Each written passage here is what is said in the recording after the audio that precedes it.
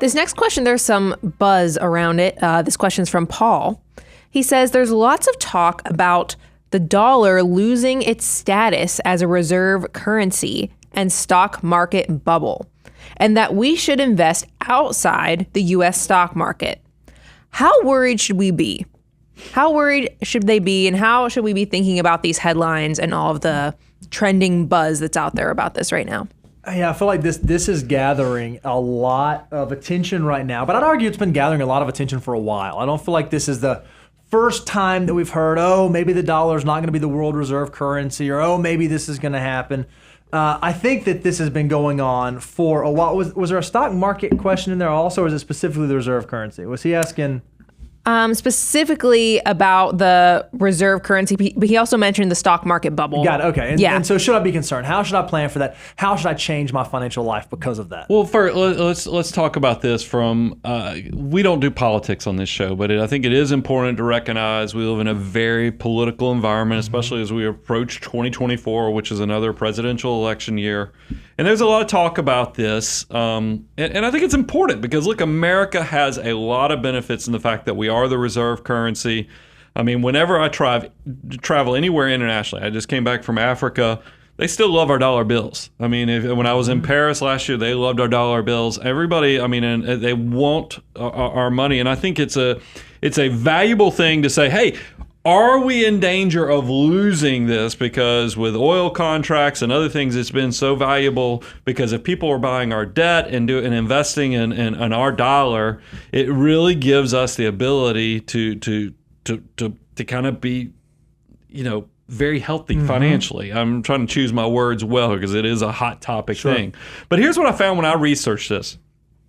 The dollar, besides just my anecdotal world travel type discussion, we're still like 65% of the transactions out there, and don't forget, China pegs their currency, so it's manipulated. It's by their own disclosures. I mean, they know that this is.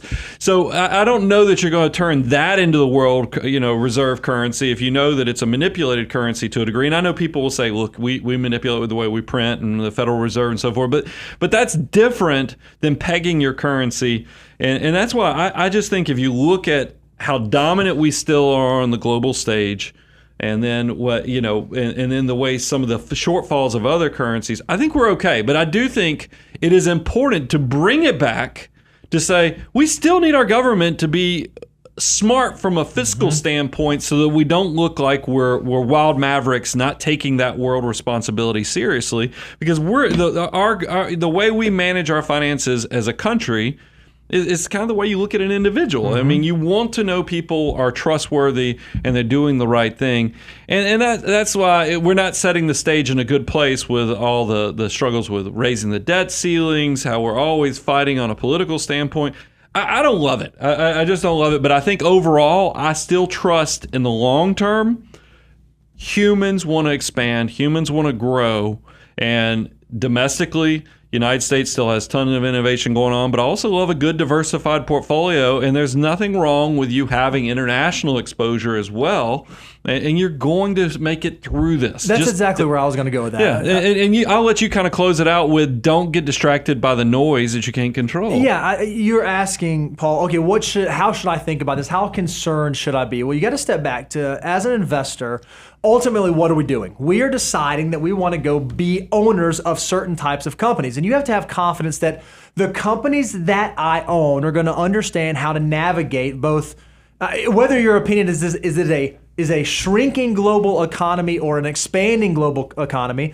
You have to have a conviction that I feel like the companies that I'm buying, the way that I'm participating in this environment, I trust that they're going to be able to do business. I know that I personally am going to go exchange a little bit of my time to get some dollars. I'm going to take those dollars, or that currency, that wage, and I'm going to go buy something that someone else was willing to exchange some of their time for. And so long as we live in that sort of world, investors, business owners are likely going to be rewarded for that. And so when I think about some of the things we have going on in the world right now, I actually get a little bit more excited. I think that You look at the rate of change and technological innovation over the last 20 years.